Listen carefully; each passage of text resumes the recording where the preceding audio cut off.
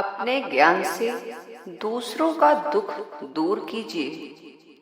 जीवन और मृत्यु के विषय में जानने योग्य बहुत सी अद्भुत बातें हैं। ध्यान ही एक मार्ग है जिससे इन्हें जाना जा सकता है। इस संसार में ईश्वर के पुत्र की भांति जीना सीखें। मनुष्य के लिए मृत्यु आतंक बनी हुई है, क्योंकि उसने ईश्वर को अपने जीवन से बाहर कर दिया है।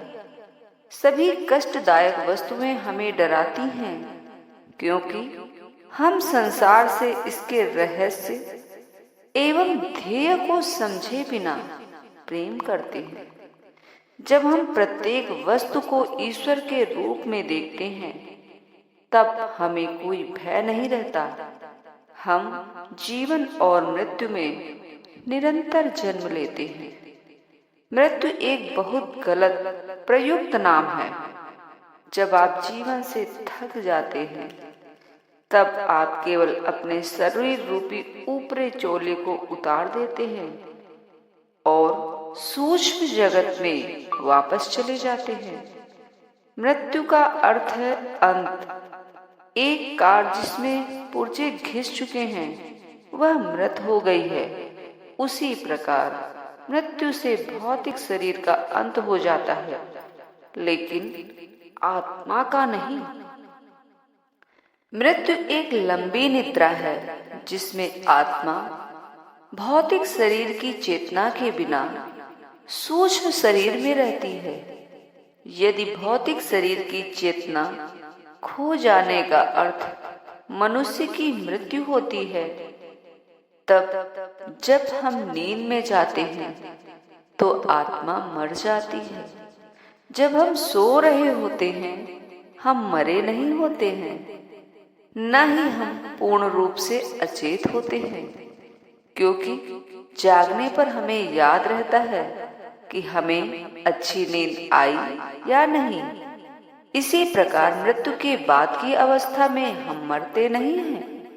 जो व्यक्ति अपने मन को विकास रहित रखते हैं, वे वस्तुतः मृत हैं। जीवन के रहस्य को सुलझाने के लिए आपको प्रतिदिन एक नया जन्म लेना चाहिए।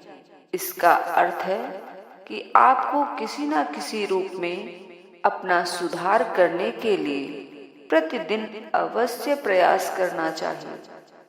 सर्वोपरि ज्ञानी के लिए प्रार्थना करें, क्योंकि ज्ञान के साथ प्रत्येक अन्य वस्तु आ जाती है।